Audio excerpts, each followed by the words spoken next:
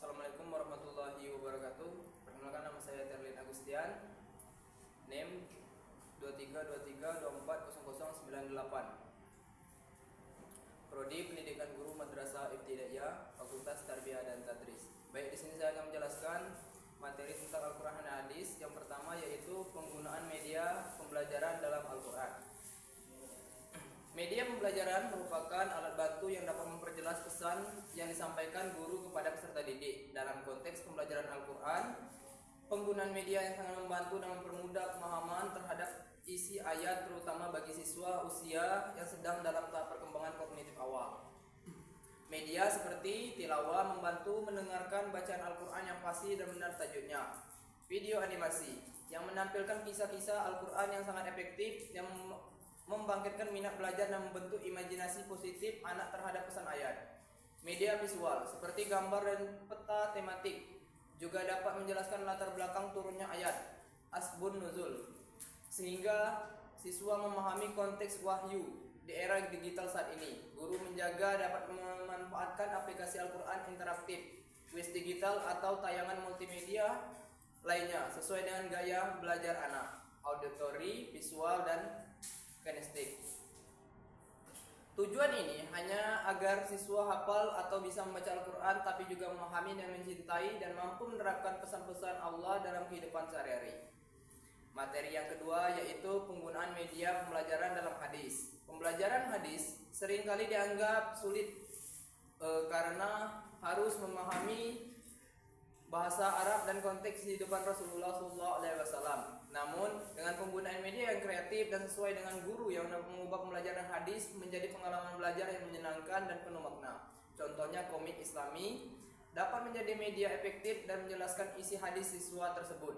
Misalnya, hadis tentang pentingnya menepati janji dan divisualisasikan dalam cerita anak yang relatable. Selain itu, video pendek dan animasi dapat menyajikan bagaimana Rasulullah mencontohkan akhlak mulia dalam kehidupan sehari-hari. Yang kedua yaitu media audio juga dapat membantu siswa menghafal hadis pendek dan mendengarkan pengucapan benar. Selain itu, poster hadis harian yang ditempel di kelas bisa menjadi pengingat motivasi bagi siswa yang mengamalkan isinya. Yang ketiga yaitu pembelajaran Al-Quran dengan pendekatan tematik. Pendekatan tematik adalah pendekatan yang meningkatkan berbagai mata pelajaran atau materi dengan satu tema sentral dalam pembelajaran Al-Quran. Pendekatan ini sangat relevan karena ayat di dalam Al-Quran mencangkup berbagai aspek kehidupan manusia. Guru bisa mengambil tema seperti kasih sayang, lalu memilih ayat yang membahas tentang kasih sayang Allah, kasih sayang kepada orang tua, serta kasih sayang sesama. Dengan demikian, siswa ini hanya belajar membaca ayat, tetapi juga memahami dan terkandung berkaitan antar ayat tersebut. Pendekatan ini membantu siswa memahami Al-Quran dan bukan bacaan semata. Guru juga bisa mengaitkan tema dan pembelajaran seperti PPKN, Bahasa Indonesia, IPS agar dapat pembelajaran yang utuh dan tidak terpisah-pisah. Selanjutnya, materi tentang yang keempat yaitu pembelajaran hadis dalam pendekatan kontekstual.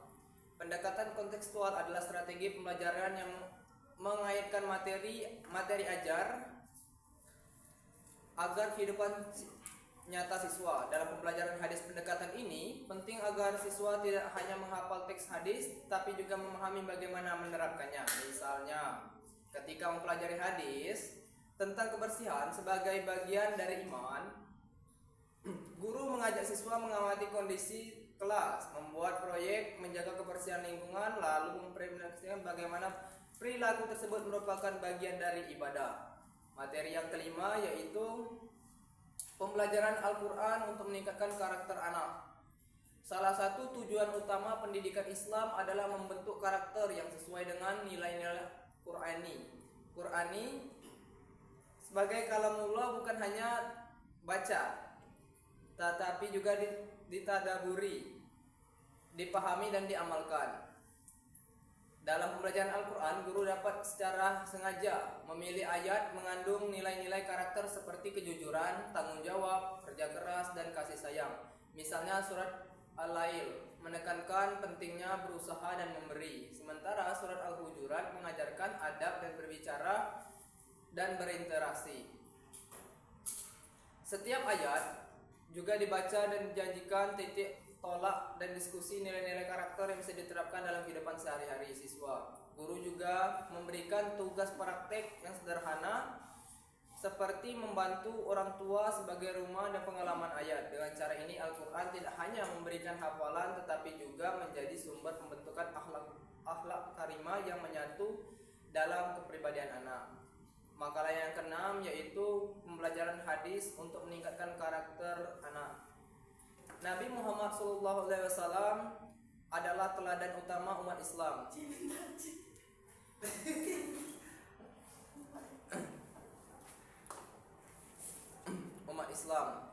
Sabda yang dalam moral yang sesuai dengan membentukkan karakter generasi muda dalam pembelajaran hadis.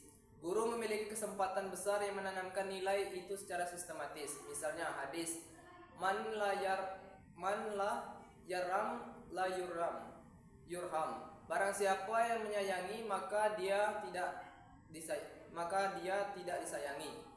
Bisa menjadi bahan refleksi dan praktek kasih sayang di sekolah. Guru bisa memadukan dan aktivitas kelompok, proyek sosial, dan kegiatan harian seperti aksi baik yang dilaporkan tiap hari. Pembelajaran hadis menyentuh emosi dan kehidupan anak jauh bermakna daripada sekedar hafalan. Anak-anak tumbuh dengan akhlak Islami yang bukan hanya dipelajari tetapi juga diamalkan. Materi yang ketujuh yaitu studi kasus dalam pembelajaran Al-Quran dan hadis. Studi kasus merupakan metode pembelajaran yang melatih siswa dalam berpikir kritis, analitis, dan solutif.